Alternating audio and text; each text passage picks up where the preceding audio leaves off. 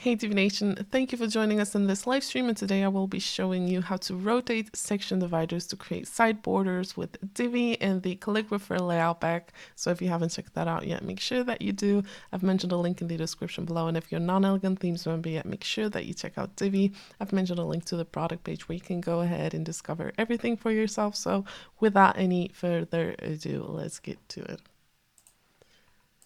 All right, so we're using the Calligrapher Layout Pack, and if you haven't seen that yet, you can go to elegantthemes.com/layouts, and over here you can see all of the different layout packs that come with Divi. And if you scroll down, you'll come across the Calligrapher Layout Pack, and if you click on it, you will see all of the different layouts that come with this layout pack. So you can join to download, and over here you can see the membership models, or you can view the live demo by clicking on the blue button over here, and this will redirect you to a live website where you can go ahead and discover all of these different layouts. Now, within this use case live stream, we're going to show you how to rotate section dividers to create side borders, and this is the initial landing page, and let's just take a look at the difference. So this is the first example that we'll recreate, and then let's take a look at the second example as well. So we have 4 examples in total that we'll recreate, but you know, the sky's the limit. You can create as many of these side borders as you want using all of the different divider styles. So this is the second example over here. Let's go to the third one,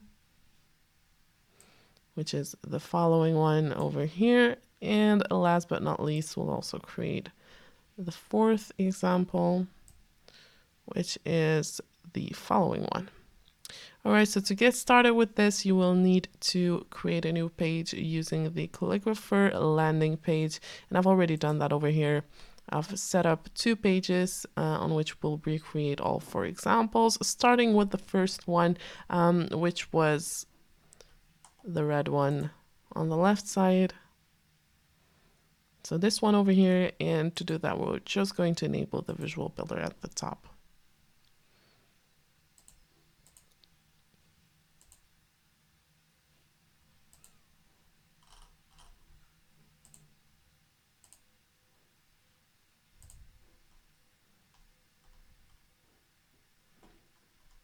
All right.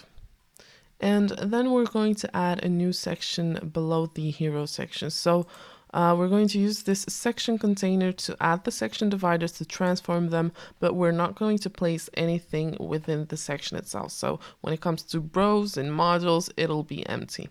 And we're going to open the section settings over here, and we'll change the background color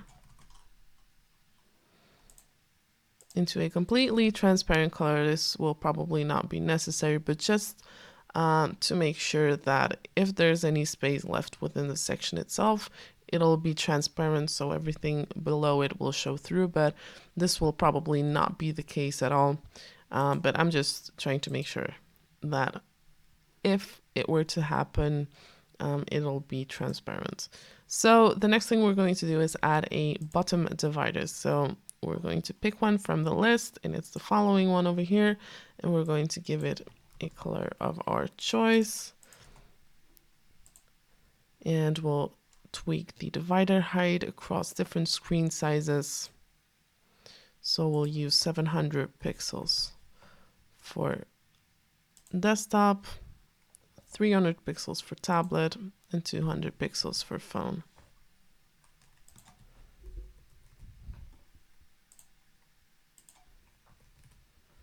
All right.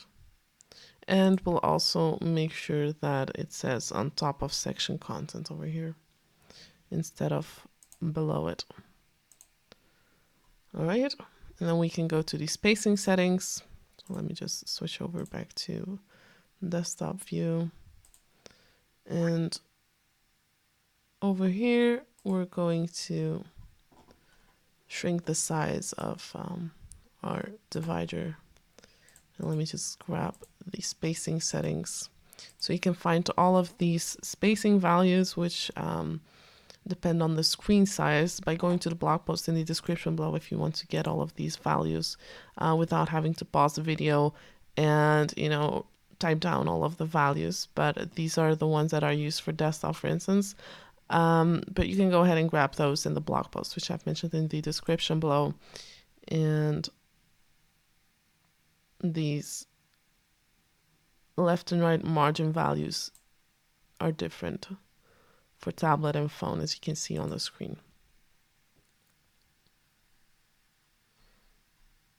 So what we're basically doing here is we're shrinking the size. So in one of the upcoming steps of this tutorial, we're going to rotate it, which means that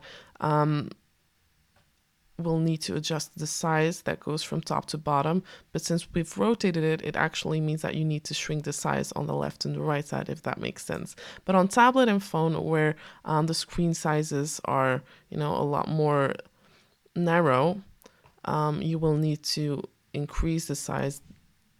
As you can notice over here in the phone settings, we're increasing the size by using some negative left and right margins. So this will help us increase it, and once we rotate it later on, it will make sense. All right. So the next thing we'll need to do here is rotate it. And to do that, we'll go to the transform settings over here and to the transform rotate settings and change this left value into 90 degrees. And as you can see over here, it has been rotated, but of course we will need to change the position of this section using some different translate values.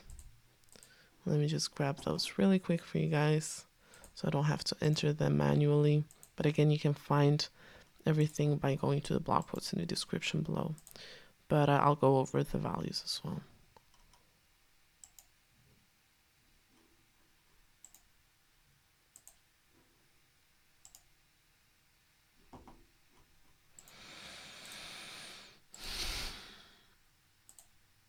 All right, so I've done it right now.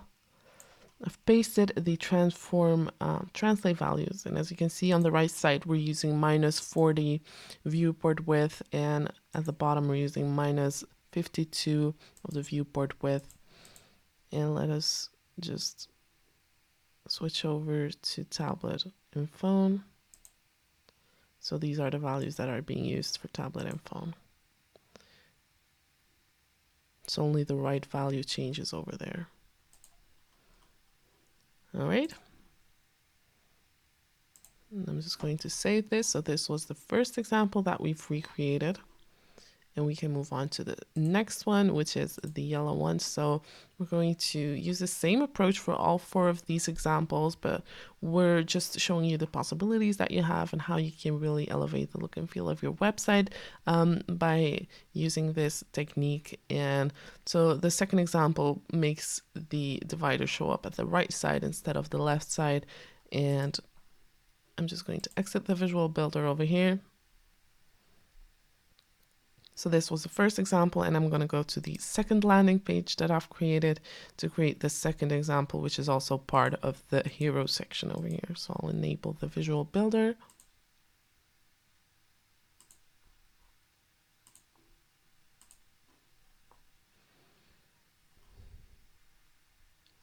And again, we're going to add the section that we'll use for the section dividers below the hero section over here. So we're using a regular section, and we're not adding any rows or any modules to it. As a matter of fact, we're going to shrink the size of the section as much as we can. And luckily the section dividers, show up even if you don't have a particular size for your section containers, so it just exceeds the size of your section containers. So that's a nice thing to know, because that way you'll make sure that the section doesn't overlap any content, which makes the content that's below it not clickable.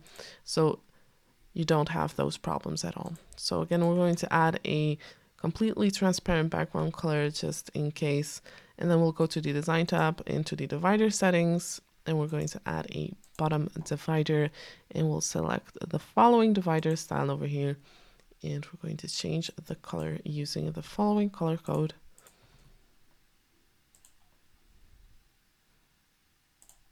And we'll also modify the divider height across different screen sizes.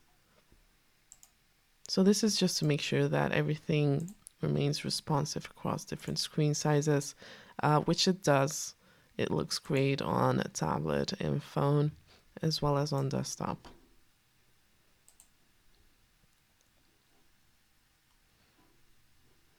And the next thing we're going to do with this section divider is flip it vertically over here, and we'll also make sure that the divider arrangement says on top of section content. Then we'll go to the spacing settings of this module, and we're going to add some custom spacing values. So again, we're shrinking the size of the divider, which will later on rotate. And of course, we're also making sure that there's no space within the section container itself by removing the default top and bottom padding. And again, over here, we're using those same values as we did for the first example. So this will be 11 for the viewport width. On desktop, on tablet, we're just using the same size by adding 0. And on phone, we're adding a negative value to increase the size of the section divider so that when we rotate it, it looks the way we want to. All right, so now we're going to rotate this section divider by going to the transform settings over here and rotate it. So we're rotating it 270 degrees instead of 90 degrees, and this will just create an additional flip. And then we'll go to the transform and translate options. And over here, we're going to reposition this element and make sure that it matches the different screen sizes. And for this, I highly recommend using the viewport width unit because it will just make sure that it looks good across all screen sizes. And you can modify these values according to the different options that you have over here. So tablet and phone. So this is what you get. And in theory, this section over here will overlap the section divider. So this little part over here won't show up once you exit the Visual Builder. All right, so that was the second example.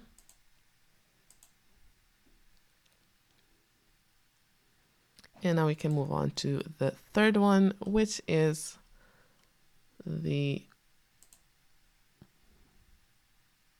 following one. Let's take a quick look.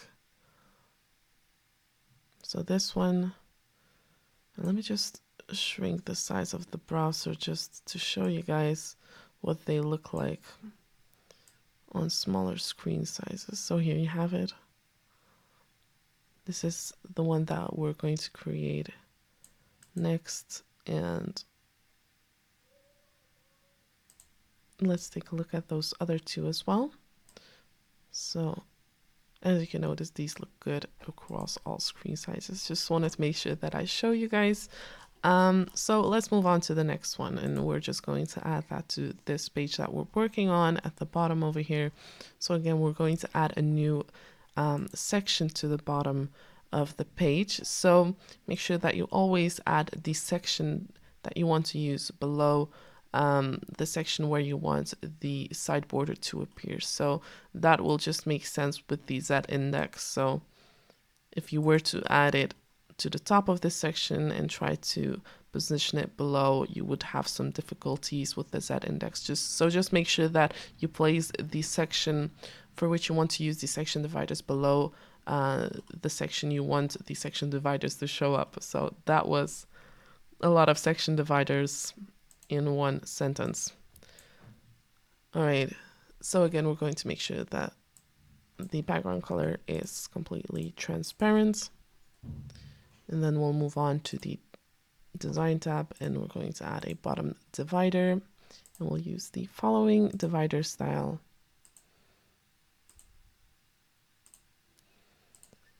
And we're going to change the color of this divider style, of this divider as well, along with the divider height. And let me just grab those values really quick so I don't have to enter them.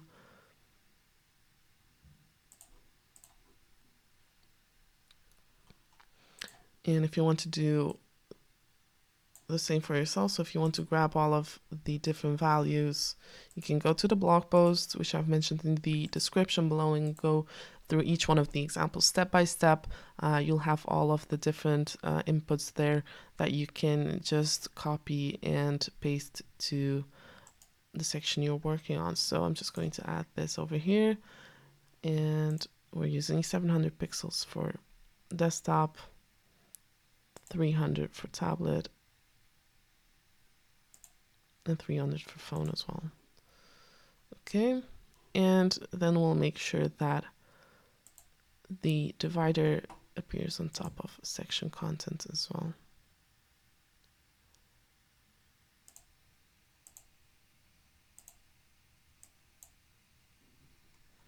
All right.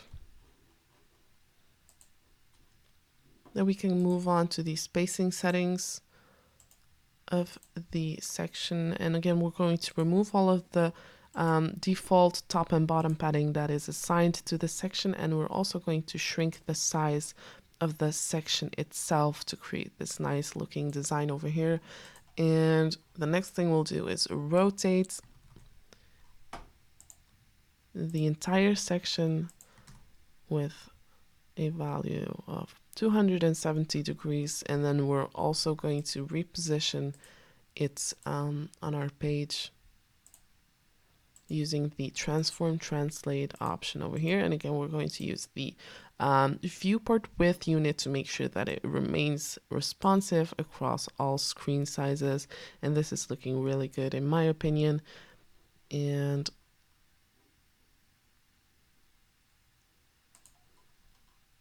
the next step and the last step that you might want to take is add a higher Z index to the section above if you want to hide this small part of the section divider.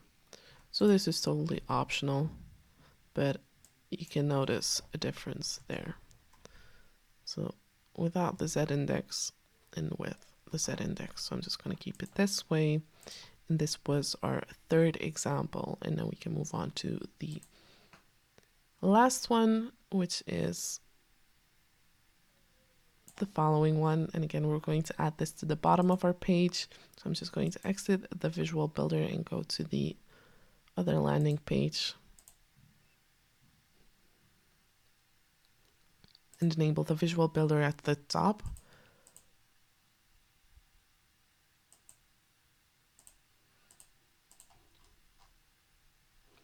And we're going to add another new section to the bottom of this page. So again, we're using this section divider section for the section dividers that it provides us with for nothing else. So we're not adding any rows or modules. We're simply going to open these section settings over here and add an entirely transparent background color to the section. And then we'll move on to the design tab. And over here for this example, we're going to use both a top and bottom divider. So we haven't done that for the 3 previous examples, but over here we do need 2 of them. So starting with the top one, which is the following one, we're changing the divider color as well. And you know, the examples that we're recreating within this tutorial, I feel is important to say that these are just a few of the examples that you can recreate with Divi, and I felt like these particular examples went well with the Calligrapher Layout Pack, but you know, there are a ton of possibilities, and it really helps you create, you know, customized design without having to use any Photoshop or anything like that. You have the dividers right here, and you can reposition them using the transform options, which I think is really cool. So I've modified the values for the different screen sizes over here, 700 for desktop, 300 for tablet, and for phone as well. And we'll make sure that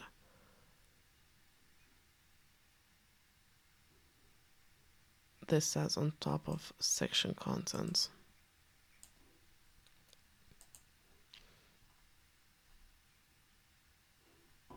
And we'll add a bottom divider to this one as well, using the same divider style, but it just appears on the bottom instead. And we're going to change the divider color along with the divider style. The divider height, I mean, so I'm just going to add these values over here for the different screen sizes. These are the same values as used for the top, and we're going to use on top of section content here as well. And then we're going to add some custom spacing values to shrink the size again of the section. So as you can notice, this is really the same approach for each one of these examples. It just gives a different outcome, and you can find all of these values by going to the blog post in the description below as well. But you know, it's just a really easy way to use existing design elements and, you know, get the best out of them and use them for other purposes than they are initially made for as well. So then we'll go to the transform options, and over here we're going to rotate it. So we'll place this to the left side, but we're not, you know, creating an entire flip. We'll just have this kind of artistic thing going on, and then we'll also change the position of this section using the transform translate values, which differ across different screen sizes. So these are the ones for desktop. Then we have tablet and phone as well. All right. So the only thing left to do over here is, you know, depending on your own preference, you can remove the gradient background over here if you want it to collide, and simply save your page, and that's it. So let's take a quick look at the 4 examples we've recreated. So this was the first one, then we had the second one as well.